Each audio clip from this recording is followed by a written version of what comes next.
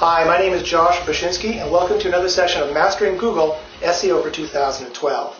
Today we have a special advanced templating and linking tutorial for you done in SENukeX. The tutorial is about 30 minutes long, and it's going to cover reusing templates in Nuke to speed up your nuking and advanced sustainable linking, even in the current link apocalypse algorithms that Google has going on. So I hope you enjoy the tutorial.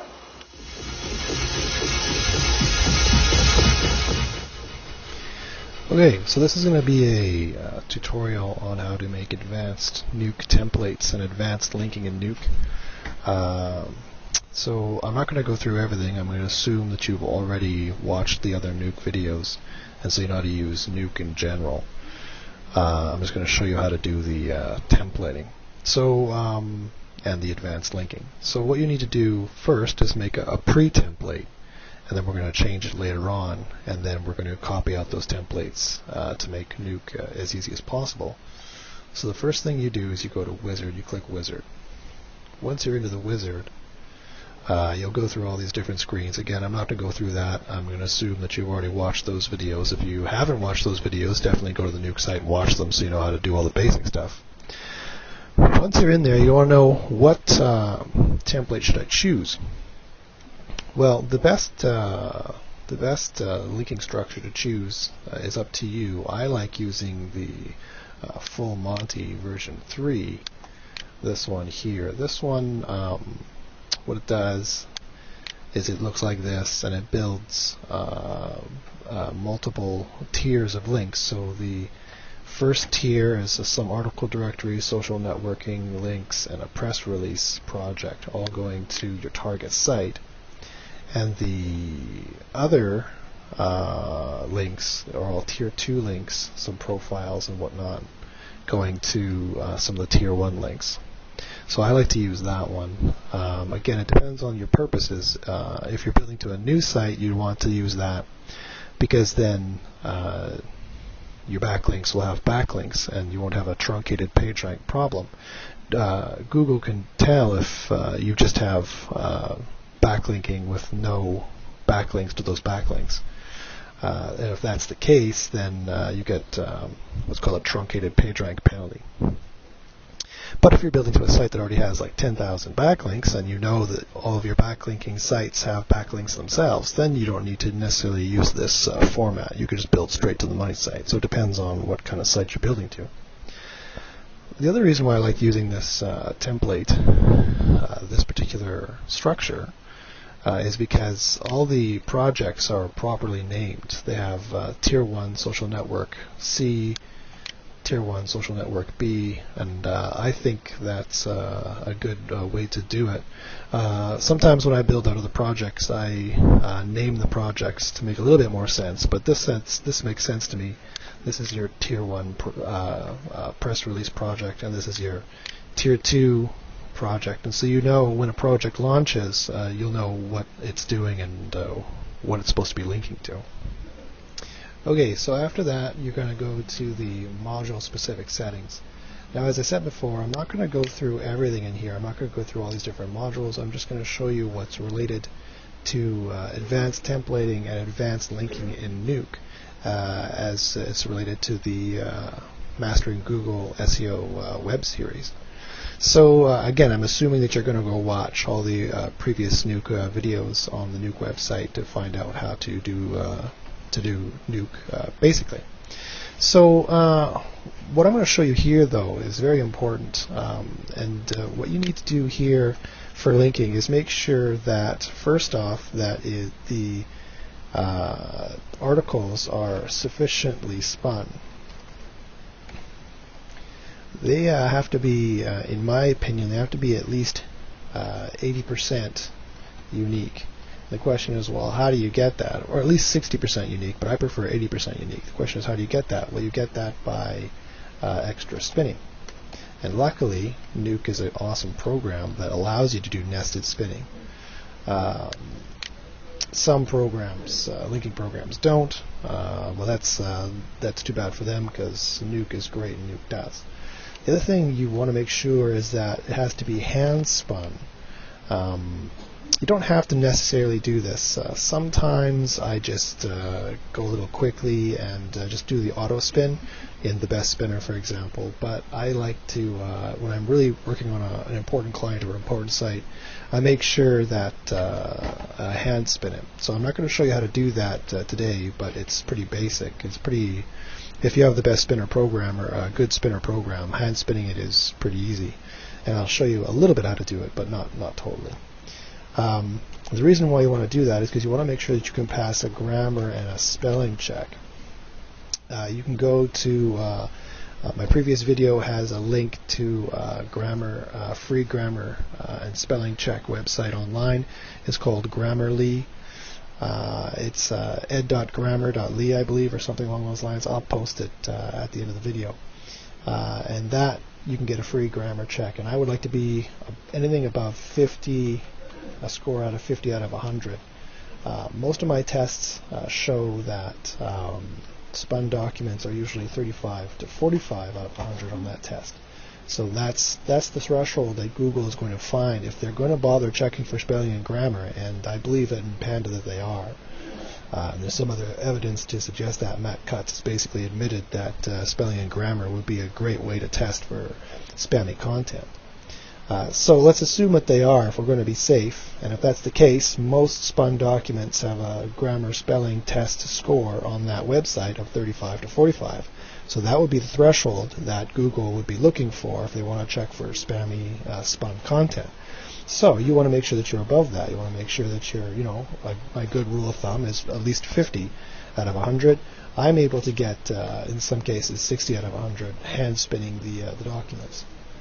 Again, you don't have to do this all the time, and you don't have to do that unless you're as paranoid as I am. But when you do SEO for large clients as I do, or you do SEO for sites, mission-critical sites that cannot get penalized no matter what, then you always have to be a little bit more above board. It doesn't mean you can't use scalable, automatic, and programmatic programs, SEO programs and tactics like this.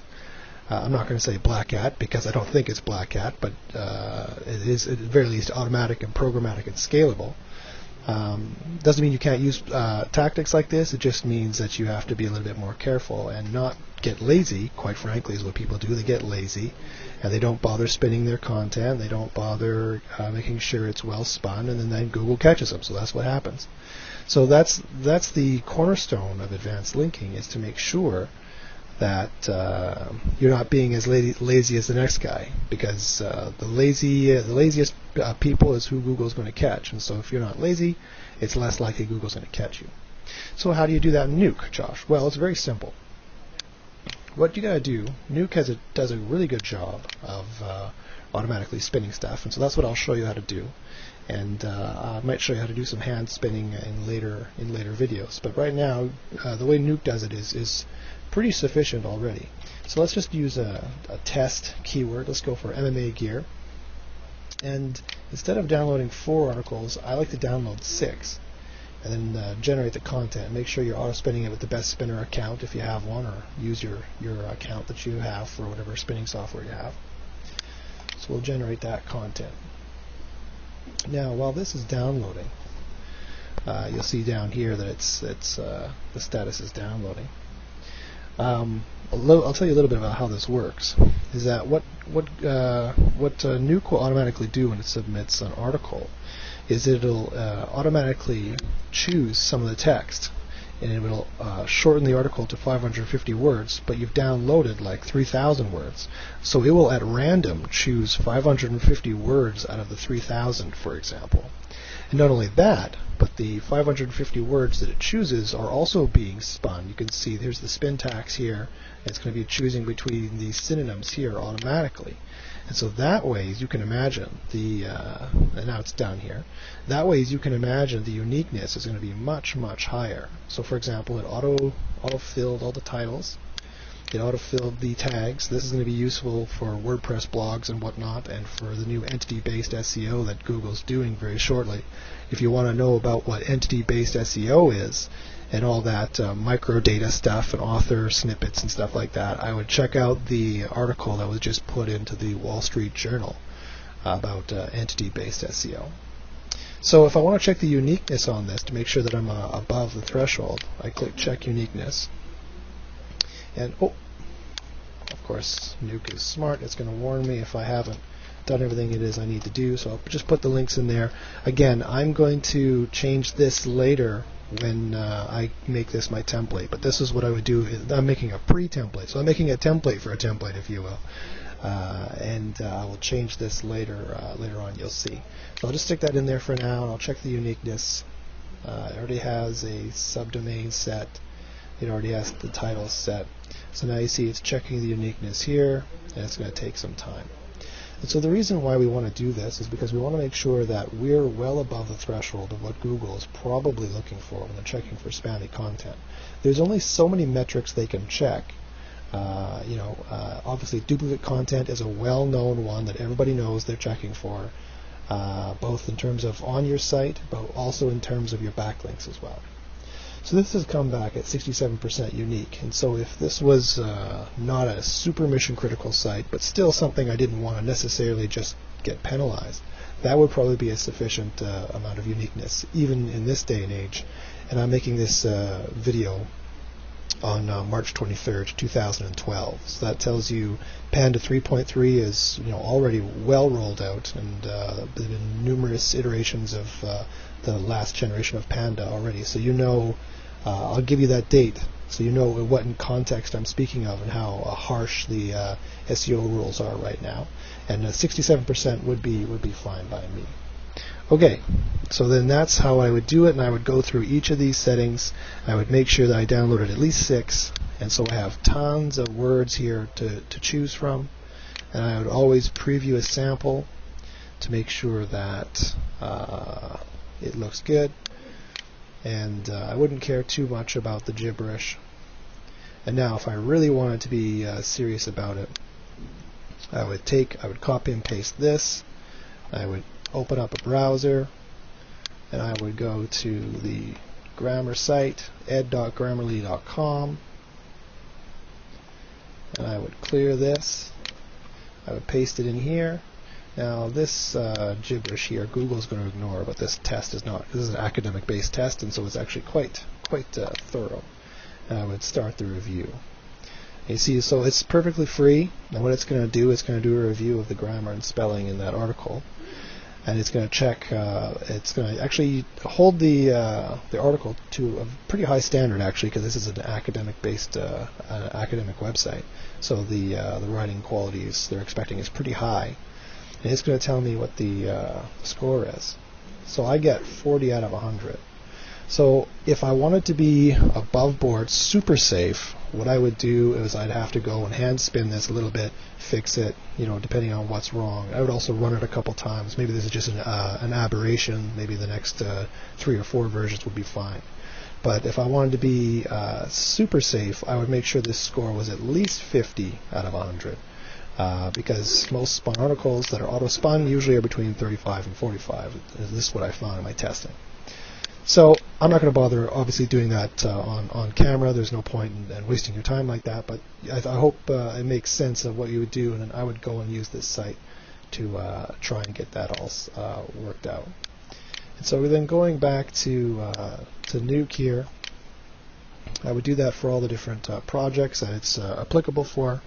And again, if I want to be really above board, I would hand spin it and test it to make sure. At least I would fix it a little bit and test it to make sure that it was above 50 out of 100 on the grammar score, because I think that's one of the ways that Google is fighting spammy content with Panda. Okay, after we're done with that, you have to go through all the module settings. Then you need to finish up with all that. And again, I'm assuming you know how to do all that. Then we'll go to the universal settings. You need to put in your CAPTCHA information and whatnot. So the important information in terms of setting up the template is down here at start date. What you want to do is you want to set this to 2050. That way the campaign won't start right away, and your template will be set so that the template will never start. You never want the template to start. You want to copy the template into instances, and each instance will run, and the template will stay pristine. That way you can copy it out multiple times. It'll be much faster. So you spend all the work setting it up to begin with, but then then you copy out an instance and do that. The next thing that you want to do for the best way to run the campaigns is to go to the submitter options here, and you want to set submission limits per module.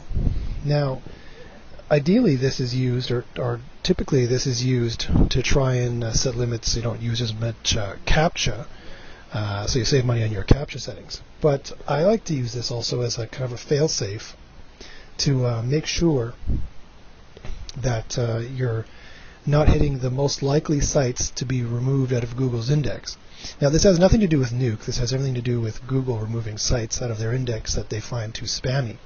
So usually that's article directories, or it could be some forums, could be some press release sites, things like that. And what I would do is I would set it, if you're going to be really worried about this. If you're not worried about it at all, then it doesn't really matter.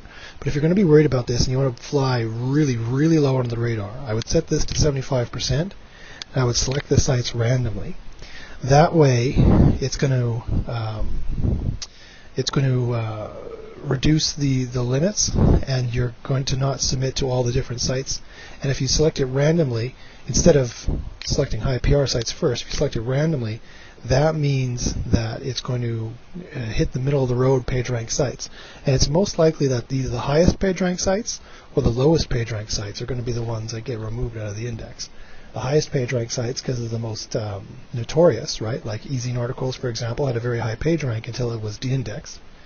And the low PageRank sites, the PageRank sites of 0, are the ones that Google are going to see are not very high value and are the more likely to get removed out of the index as well.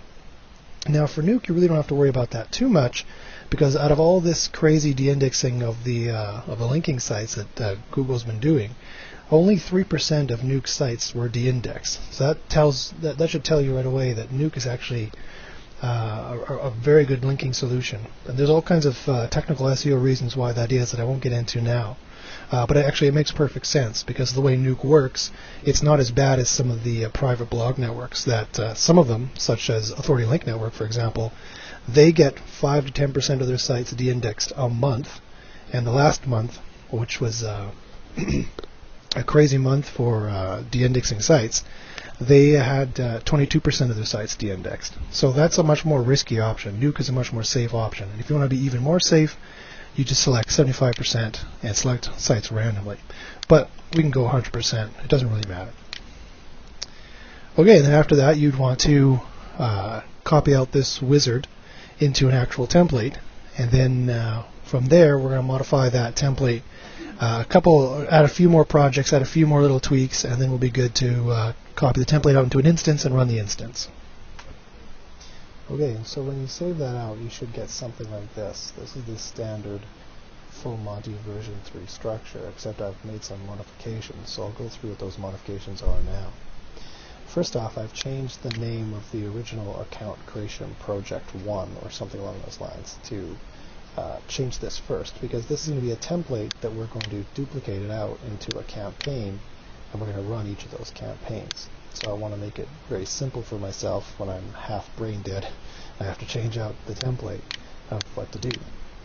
Another thing I add is a toolbox project that will email me when the campaign is finished.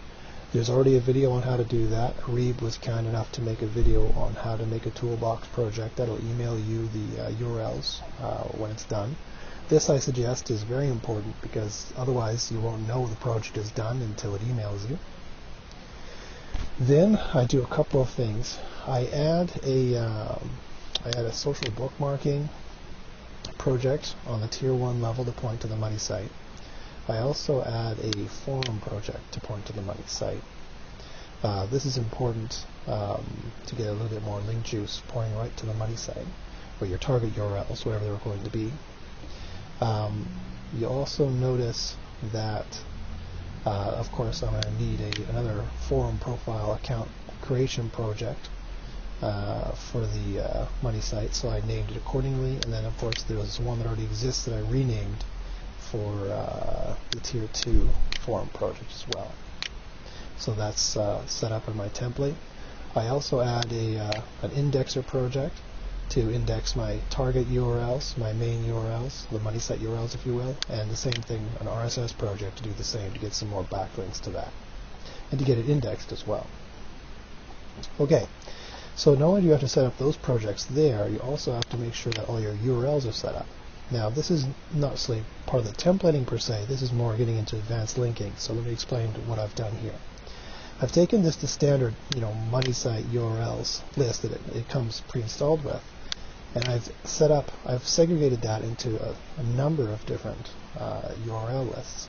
And I've done that along the project lines, the 2.0 profile projects, the article directory submissions, the forum profile projects, the press release submissions, the social bookmarking submissions, and the social networking submissions.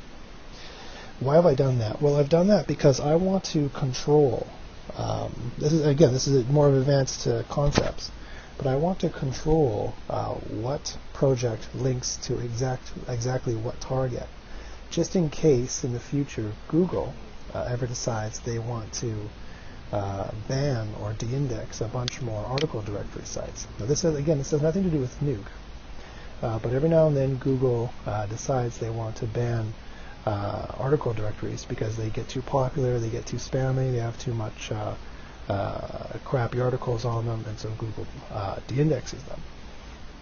So I want to make sure that I can remove those links in a pinch if Google ever decides they're going to drop eZine articles or Go articles or whatever, again, that I've been dropping links onto. You'll also notice that I have in the name 301. That refers to a 301 HTTP status code. Quite often, when it's a mission-critical site, I'm building a lot of different kinds of links to it. I might want to build these links to a 301. A 301 is a permanent redirect. You can do it through your Apache configuration. You can do it if you host with GoDaddy, for example. You can do it through your GoDaddy domain name registration. You can also do it through PHP, and it's very simple. There's like 2 lines of code to do it, and you can find it anywhere online. Just do 301 PHP code, and you'll find it. And what you would do is you'd make a PHP file, and you build your links to that PHP file. And in the PHP file, it has a 301 redirect, and that points to wherever else you want to, anywhere on the internet. That way, you link backlinking site A to PHP code, then to site B, and it's just the same as linking site A to site B, except you've got the little link router. I call it a link router. It's a 301 code. I call it a link router in the middle. And what you can do is if you ever need to remove those links from pointing to your site because you got lazy and you didn't build them properly, or Google has gotten a little aggressive and started removing sites out of the index, you can remove that 301, and suddenly you don't have bad links pointing to you anymore. So that's what the 301 is used for. Now, here's another thing you need to watch for. In the URL lists, of course, we have to set up all of our target URLs where we want them to be. Another thing for advanced linking, what we want to do is we want to make sure that our anchor text is sufficiently spun. Now, you have to go in and do this because you may have missed it in the wizard. You can do it through the wizard, but it's not doesn't have as much control as some advanced user would like. So that's fine. The wizard is never for the advanced user, is it? So the advanced users will come in here and add an extra anchor text to spin, and I would suggest you do that. The first thing you want to do is you want to add in natural signals, such as great, excellent, awesome, outstanding, whatever. And in this case, because it's the niche I'm working on, my example niche, MMA gear, or equipment, or training, exercising, or whatever it is. But you want to spin it so that you have natural signals, and you also want it to be partial match, not exact match.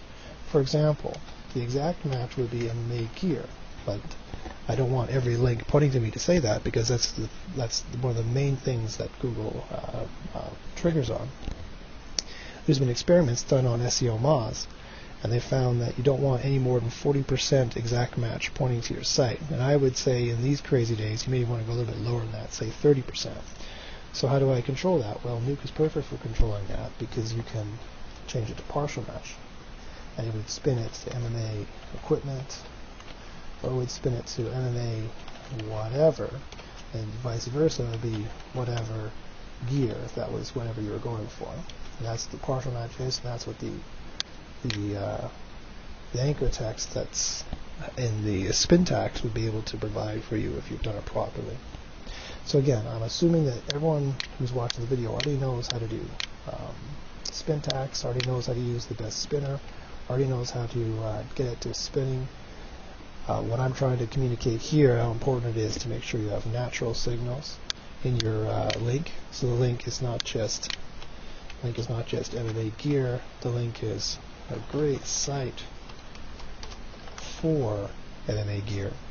And then, of course, the spin tax is going to spin that in which way it's going to be, good, et cetera, et cetera, et cetera. That's the kind of result that you want, that this anchor text is going to provide for you. Okay, so then you want to set that all up in all your URL lists. And again, I like to segregate it all out so I know exactly what links are built to what, and all my social bookmark links are built to these particular pages.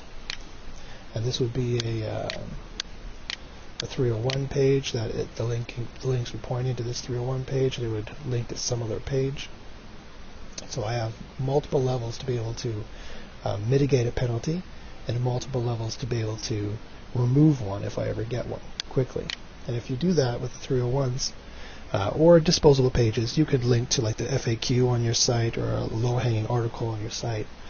And that way, if you ever get some bad link juice pointing to you, you can just remove that article or remove that FAQ. And poof, the link juice is pointing to nothing, and therefore it's not counting against you anymore. Okay, so once that's all set up the way you like it, your projects are set up the way you like it, now that's why you've been making this template and spending all this time, because now all you have to do is just copy out the template and run it.